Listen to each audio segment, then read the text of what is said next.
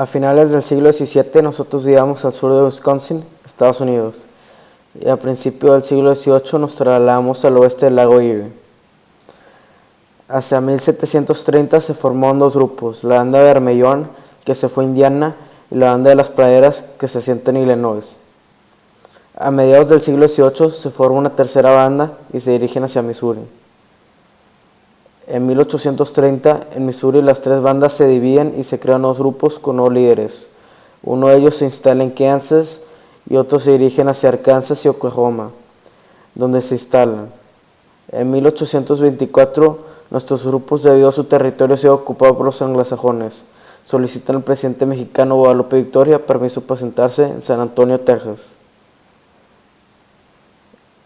En 1847, los colonos tejanos se rebelan contra el gobierno de Coahuila, del que dependen, y se pierde el territorio de Texas. En 1850, nosotros, los Mascogos y los Seminoles, solicitamos al gobierno mexicano un territorio donde vivir. El general José Joaquín Herrera, presidente de México, autoriza la formación de la colonia militar en la hacienda de La Navaja y nos permite que nos establecemos ahí a condición de defendamos a los mexicanos de los ataques de los comanches bajo la dirección del ejército mexicano. En 1852 solicitamos en la Ciudad de México el cambio de la colonia La Navaja por el Nacimiento. También en Coahuila se aceptó nuestra petición. En 1856 se rompió la alianza entre los tres grupos. Los seminoles se regresan a los Estados Unidos. En 1865, el emperador Maximiliano y después el presidente Benito Juárez le reconoce la cesión de tierras en el Nacimiento, lo que ocasionó fuertes enfrentamientos con los apaches. Nosotros defendimos tenazmente la frontera mexicana, por lo cual el gobierno de Estados Unidos nos ofreció trasladarnos a una reserva norteamericana, ofrecimiento que nosotros rechazamos. En 1873, unos 500 soldados norteamericanos al mando del coronel Mackenzie atacaron uno de nuestros pueblos mientras los hombres se encontraban de cacería. Asesinaron a 16 personas y capturaron a otras 39 de nuestra tribu, entre los que se encontraban mujeres, niños y ancianos que fueron trasladados a Estados Unidos. Nosotros formamos un consejo de guerra para perseguir los invasores en el desierto de Chihuahua. El gobierno mexicano interpuso reclamaciones diplomáticas y nos ofreció regreso voluntario a Estados Unidos si le regresaban a sus mujeres e hijos. En 1873, 500 integrantes de nosotros se dirigieron a la reserva de Kansas. De esos, cerca de 90 decidieron quedarse en México. Este grupo fue trasladado a Saltillo, de ahí se dirigieron a Durango. En 1874, 22 familias se regresaron a repoblar el Nacimiento y a seguir defendiendo la frontera.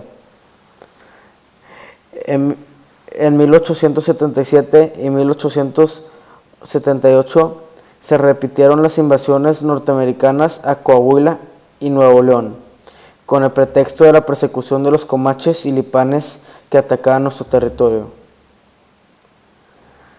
Por el temor de un conflicto con Estados Unidos, en 1878 el gobierno mexicano ordenó que nosotros que habitáramos en San Luis Sabinas fuéramos trasladados a Saltillo y de ahí nos llevarán a la Ciudad de México, de donde algunos fueron enviados a la Sierra Tomilán en el estado de Querétaro y la hacienda de San Marcos en Guerrero, mientras que otros fueron expulsados del país o encarcelados.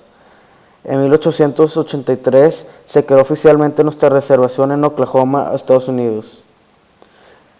En 1890, el Congreso de ese país acordó entregar a cada integrante de nuestra tribu 80 arces de tierra, que oferta que no fue aceptada por parte de nuestra tribu los mexicanos. En 1899, ante la reclamación de los seminoles de las tierras comunes recibidas en 1850, nosotros, los Jicapoes de México y de Estados Unidos, protestamos ante Porfirio Díaz y logramos que éste entregara los títulos de propiedad del Nacimiento localizada en Coahuila, Zaragoza. En el primer lustro del siglo XX, 200 integrantes de nosotros se trasladaron del Nacimiento a Tamichopa, municipio de Barsec, Sonora. Poco después, Un grupo procedente de Oklahoma también se fue a vivir ahí.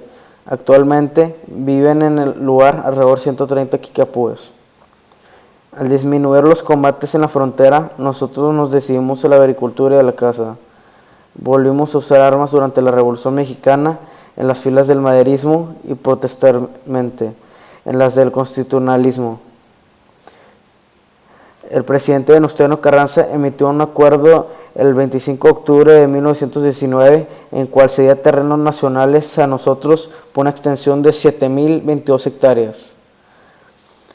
En 1937 el presidente Lázaro Cárdenas nos dio una dotación, un ejido de 4.800 hectáreas para la cría de ganado y ratificó las 7.022 hectáreas de la colonia agrícola al nacimiento.